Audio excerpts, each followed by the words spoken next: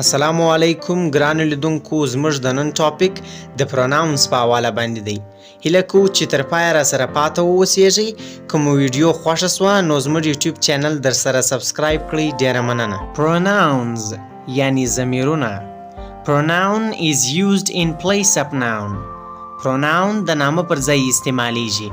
کله هم چې تاسو د یو ځای د یو شي یا د یو سړي نوم نه غواړئ چې واخلئ، بیا تاسو د هغه پر ځای ضمیرونه لګولی شئ. راځو تاسو ته یو څو ضمیرونه در پیژنو. په انګلش کې آی صرف د خپل ځان دپاره استعمالیږي، یعنی زه. راځو جملې پر جوړو. اوله جمله ده زموږ سره I am going. زه روان یم. دویمه جمله ده زموږ سره I am tired. زه ستړی یم. دریمه جمله ده زموږ سره I am sick. زه ناروغه یم. دویم زموږ سره وی دی. وی یعنی موږ. راځو جملې پر جوړو. اوله جمله ده زموږ سره We are going to school. موږ مکتب ته روان یو. دویمه جمله ده زموږ سره We are friends. موږ ملګري یو. دریمه جمله ده زموږ سره We are playing football. موږ فوټبال کوو. دریم زموږ سره یو دی. په پښتو کې یو ته یا تاسو. راځو جملې پر جوړو. اوله جمله ده زموږ سره You are a student. ته یو طالب علم یې. دویمه جمله ده زموږ سره You are doctors. تاسو ډاکټران یاست. دریمه فقره ده زموږ سره You are watching my video. تاسو زما ویډیو ګورئ. په انګلش کې دی یعنی دوی. راځو جملې پر جوړو. اوله جمله ده زموږ سره They are playing football. دوی فوټبال کوي.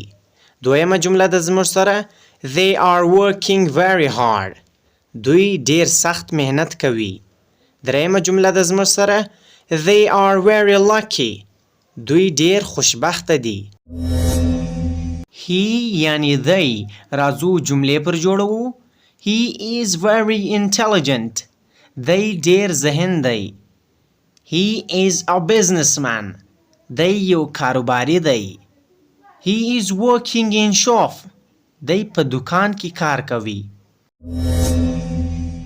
She یعنی دا. شي خاص کر په انګلش کې د نجلۍ دپاره استعمالیږي. راځو جملې پر جوړو. اوله جمله ده زموږ سره She is cooking rice. دا ورجې پخوي. She is a nurse. دا یوه خدمتکاره ده. She treats patients. دا د مریضانو علاج کوي. په انګلش کې ایټ او په پښتو کې دا خصوصا د بیجانه او د حیواناتو دپاره استعمالیږي. راځو جملې پر جوړو. اوله جمله ده زموږ سره It is raining. باران وریږي. دویمه جمله ده زموږ سره It is an apple. دا یو مڼه ده. دریمه جمله ده زموږ سره It is a cat. دا یو پیشي ده. Thanks for watching. Please subscribe our YouTube channel for more interesting videos.